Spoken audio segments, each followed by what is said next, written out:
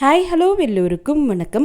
இன்றைக்கி நாம் Tirumala Tirupati info by KHM சேனலில் இன்றைய எஸ்எஸ்டி டோக்கன் நிலவரமும் தரிசனத்திற்கு ஆகக்கூடிய நேரம் பற்றியும் டிடிடி கொடுத்திருக்கக்கூடிய சில முக்கியமான அப்டேட்ஸ் பற்றியும் பார்க்கலாம். கீழ் திருப்பதியில் எஸ்எஸ்டி டோக்கன்ஸ் கொடுக்கப்படக்கூடிய விஷ்ணு நிவாசம், ஸ்ரீனிவாசம் மற்றும் பூதேவி காம்ப்ளெக்ஸில் எப்பவும் போல் இன்றைக்கி அதிகாலை 3 மணிக்கு கவுண்டர் ஓப்பன் செஞ்சு இன்னைக்குரிய தரிசன ஸ்லாட் டோக்கன்ஸும் நாளை அதிகாலைக்குரிய தரிசன ஸ்லாட் டோக்கன்ஸும் கொடுக்க ஆரம்பித்தாங்க. இந்த தரிசன ஸ்லாட் டோக்கன்ஸ் எல்லாமே கொடுத்து முடிக்கப்பட்டு காலையில் 6 மணிக்கெல்லாம் இந்த கவுண்டர்ஸ் க்ளோஸ் பண்ணிட்டாங்க.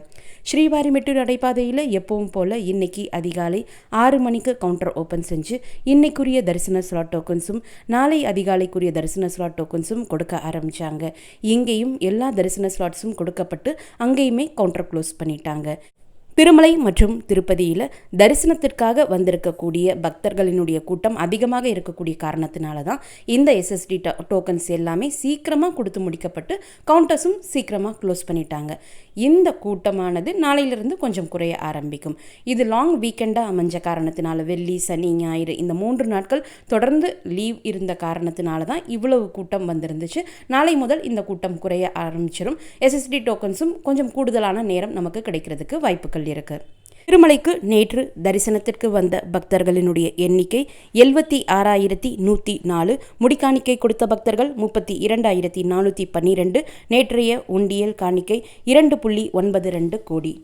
நேற்று டோக்கன் இல்லா நேரடி சர்வ தரிசனம் மூலம் தரிசனத்திற்கு வந்த பக்தர்கள் கிருஷ்ண தேஜா சர்க்கிள் கியூ ஷெட்டையும் தாண்டி ரொம்ப தூரத்திற்கு கியூ நின்றுட்டு இருந்ததாகவும் அவர்களுக்கு தரிசன நேரமானது 24 மணி நேரம் ஆனதாகவும் டிடிடி குறிப்பிட்டிருக்காங்க. இன்று 300 ரூபாய் தரிசன டிக்கெட் வைத்திருக்கக்கூடியவர்களுக்கு 3 மணி நேரத்திலிருந்து 4.5 மணி நேரம் தரிசனத்திற்கு ஆகலாம். எஸ்எஸ்டி டோக்கன் வைத்திருக்கக்கூடியவர்களுக்கு 4 மணி நேரத்திலிருந்து 6 மணி நேரம் தரிசனத்திற்கு ஆகலாம். Early morning SSD slot token வைத்திருக்கக்கூடியவர்களுக்கு 1 மணி நேரத்திலிருந்து 2 மணி நேரம் தரிசனத்திற்கு ஆகலாம்.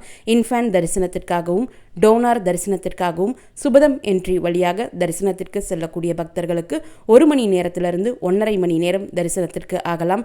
டோக்கன் இல்லா நேரடி சர்வ தரிசனம் மூலம் தரிசனத்திற்கு செல்லக்கூடிய பக்தர்களுக்கு 15 மணி நேரத்திலிருந்து 24 மணி நேரம் தரிசனத்திற்கு ஆகலாம். பக்தர்கள் கூட்டம் அதிகமாக இருக்கக்கூடிய காரணத்தினால திருமலையில் ஆஃப்லைனில் ரூம் கிடைக்கிறதும் கஷ்டமாக இருக்குது. ஆஃப்லைன் ரூம் புக்கிங் கவுண்டர் காலையிலையுமே சீக்கிரமாக க்ளோஸ் பண்ணிடுறாங்க. சப்போஸ் உங்களுக்கு ஆன்லைன்லேயும் ரூம் கிடைக்கல, ஆஃப்லைன்லேயும் ரூம் கிடைக்கலனா பிஎஸ்சி ஹால்ஸில் நம்ம தங்கிக்கலாம். இந்த PAC halls public amenities complex hall 4 hall திருமலையில் இருக்குது. சிஆர்ஓ ஆஃபீஸை சுற்றிலும் தான் இந்த 4 ஹாலும் இருக்குது. இந்த 4 ஹாலுமே டார்மெட்ரி ஹால்ஸ், இலவசமாக நம்ம தங்கிக்கலாம். இந்த ஹால்ஸில் தங்குறதுக்கு ஆதார் ஐடி கார்டோ ஓட்டர் ஐடி கார்டோ எந்த ஐடி ப்ரூஃபும் நமக்கு தேவை கிடையாது.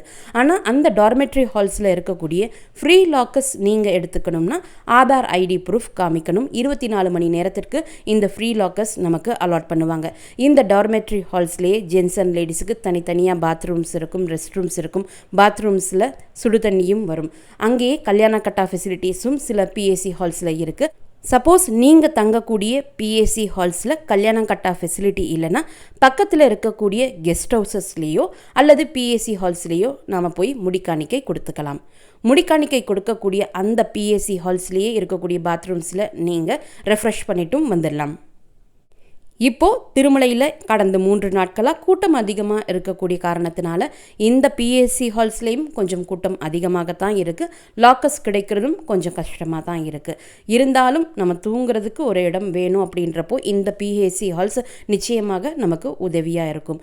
இந்த பிஎஸ்சி ஹால்ஸுக்கு எப்படி போகணும் என்ற லைவ் ரூட் வீடியோ நம்முடைய சேனலில் இருக்குது. அந்த வீடியோவை நீங்கள் ரெஃபர் பண்ணி பார்த்துக்கலாம். பிப்ரவரி மாதத்தில் திருமலையில் இருக்கக்கூடிய முக்கியமான நாட்கள் பற்றி டிடிடி குறிப்பிட்டிருக்காங்க. பிப்ரவரி 9ஆம் தேதி ஸ்ரீ புரந்தரதாசரின் ஆராதன உற்சவம். பிப்ரவரி 10ஆம் தேதி திருக்கச்சி நம்பி உற்சவ ஆரம்பம். பிப்ரவரி 14ஆம் தேதி வசந்த பஞ்சமி. பிப்ரவரி 16ஆம் தேதி ரத சப்தமி. பிப்ரவரி 19ஆம் தேதி திருக்கச்சி நம்பி சாத்துமுறை. பிப்ரவரி 20ஆம் தேதி பீஷ்ம ஏகாதேசி. பிப்ரவரி 21ஆம் தேதி குலசேகர ஆழ்வாரினுடைய திருநட்சத்திரம். பிப்ரவரி 24ஆம் தேதி குமாராதாரா தீர்த்த முக்கோட்டியும் இருக்குது. அன்று பௌர்ணமியை முன்னிட்டு கருட சேவையும் இருக்குது. வரக்கூடிய பிப்ரவரி 16ஆம் தேதி திருச்சானூர் பத்மாவதி தாயார் கோவிலில் ரத சப்தமி இருக்குது.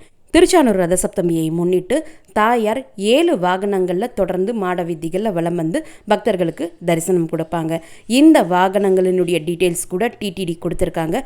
காலையில் முதல்ல சூரிய பிரபை வாகனம், அதற்கப்புறம் அம்ச வாகனம், அஸ்வ வாகனம், கருட வாகனம், சின்னசேஷ வாகனம், சந்திரபிரபை வாகனம், கடைசியாக கஜ வாகனம்.